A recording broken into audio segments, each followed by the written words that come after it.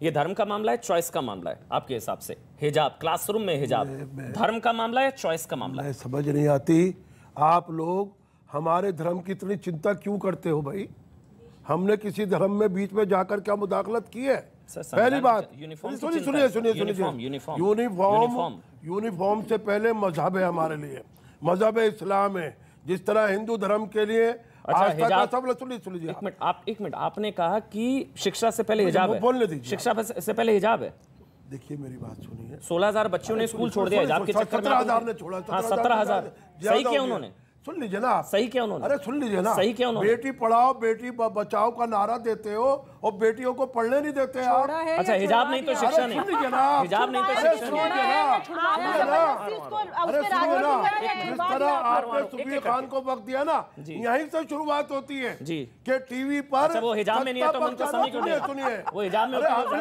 PMEGP योजना के तहत 10 लाख लोन लेकर क्या अपना खुद का बिजनेस शुरू करना चाहते हो? इसे लेने के सीक्रेट्स को जानना चाहते हो तो फ्रीडम ऐप को अभी डाउनलोड कीजिए। बिल्कुल। अच्छा ये सत्ता पक्ष और विपक्ष की बात आप धर्म के बीच में मत लाइए। आप समय दीजिए पूरा तो हम बैठकर बात करेंगे और आपसे भागने वाले नहीं हम। पहले सुन लीजिए आप, धर्म हमारे लिए सबसे पहले, संविधान से भी पहले, संविधान से भी पहले। संविधान से बड़ा संविधान है पहले, संविधान से बड़ा संविधान नहीं है हमारे लिए। आप भी बोलिए संविधान से पहले धर्म आता है क्या? आप जिस तरह का सवाल करेंगे हम जवाब देंगे। हमारे देश का संविधान हमारे सारे मज़ाहिब को आजादी दे रहा है कि अब संविधान ही दे रहा है। तो अगर संविधान हमारी आर्टिकल 19 और 25 में आजादी दे रहा है कि जो जिस मजहब का है वो उसके एतबार से अपनी प्रैक्टिस कर सकता है, तो उसमें किसी को क्या एतराज है? संविधान हमारा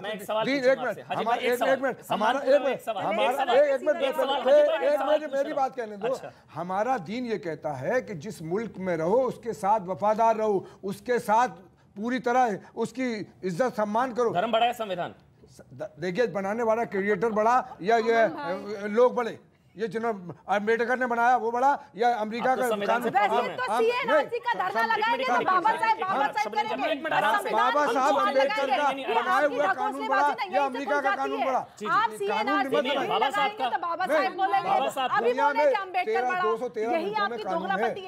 दुनिया में 213 मुल्कों में दुनिया में कानून है और अल्लाह का कानून जब से 1400 से पहले आया है कुरान और कयामत तक रहेगा। ना अमन साहब और ना किसी सरकार में उसमें तरमीम करने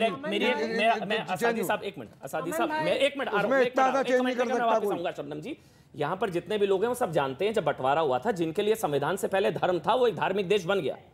यहाँ पर संविधान सुप्रीम है सर।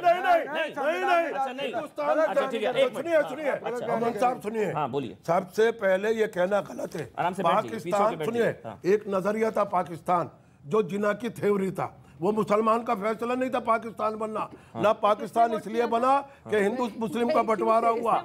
हिंदुस्तान बांग्लादेश पाकिस्तान की आबादी का आज तुलना करेंगे तो जितने भी फैसले हुए हैं आज अक्सरियत हिंदुस्तान में, चाहे पाकिस्तान हो या बांग्लादेश हो, उससे ज्यादा हिंदुस्तान में आज मुसलमान रहता है। इसलिए रहता है क्योंकि उनके देश पहले, संविधान पहले है।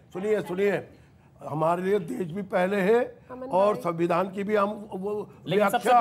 सुनिए जो संविधान की व्याख्या कर रहे हैं वो गलत कर रहे हैं। पहले धर्म है उसके बाद संविधान है।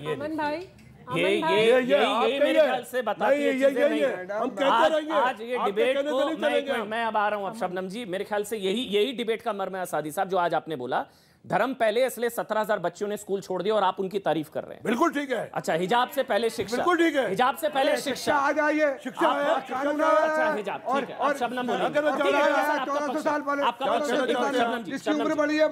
हिजाब से पहले शिक्षा, हिजाब नहीं तो शिक्षा नहीं। ठीक है सादी साहब। अमन भाई हम सब प्रोफेट मोहम्मद के फॉलोअर हैं अल्हम्दुलिल्लाह, और प्रोफेट मोहम्मद कहकर गए जिस देश में आप रहें उस देश के कानून को फॉलो करिए। इसका मतलब संविधान पहले है, धर्म सेकेंडरी है। तो आप कैसे कह रहे हैं कि धर्म फर्स्ट है? कल देश की कोई बात आएगी तो आप तो हिजाब के लिए मराने पहुंच जाएंगे लड़कियों को, चाहे कत्ल हो जाओ, लेकिन देश के लिए खड़े मत होना, क्योंकि आपके लिए धर्म पहले। हम कानून की साथ साथ इस्लाम की लड़ाई लड़ेंगे। ऑडियो नहीं जा रहा, ऑडियो नहीं जा रहा सादी साहब। ये कुछ ऐसा है कल को किसी मुस्लिम देश से लड़ाई हो गई तो ये ये धर्म की वजह से उनके साथ खड़े हो जाए। अमन भाई, तो फिर ये क्या बात हो रही है? हम मुसलमानों की तरफ से बोल रहे हैं और अपनी बहन बेटियों की तरफ से बोल रहे हैं। हम पहले देश के लिए जान देंगे, हम तुम्हारे धर्म को सेकेंडरी कर देंगे अगर हमारे भारत पर किसी ने आंख उठा कर देखा। कैसी बातें करते हैं आप? और इस्लाम की भी गलत धारणा है, गलत सिखाते हैं आप इस्लाम को, इस्लाम भी गलत सिखाते हैं हमेशा। कोई बहन बेटी, आप बताओ आपको किसी ने रोका है? ये आपने सब बता दिया, किसी ने रोका आपको? कोई मना नहीं है देश में किसी को, लेकिन आप स्कूल में जबरदस्ती बिठाने जाते। रुक जाइए, एक मिनट आ रहा हूँ। सुबह एक मिनट, शबनम जी एक मिनट, सबका एक एक पक्ष जरूरी एक एक करके बोलेंगे। बोलिए आप सरवर साहब, आपका क्या पक्ष है? मतलब ये धर्म बड़ा है, संविधान वाली बहस इसलिए मिनिस्टर आपकी तरफ नहीं लेकर आ रहा हूं क्योंकि हम डिबेट में रहते हैं। क्लासरूम में हिजाब धर्म या चॉइस का मामला है? क्लासरूम में हिजाब, देखिए बिल्कुल कंफ्यूजन पैदा करने के बाद ना पूरे देश में लोग सच्चाई समझ ही नहीं पाते हैं। कई बार इस देश में ऐसा हुआ कि कुछ नए लॉ बने और कंफ्यूजन फैला दिया गया, लोग समझने को तैयार नहीं ना समझाने को तैयार है।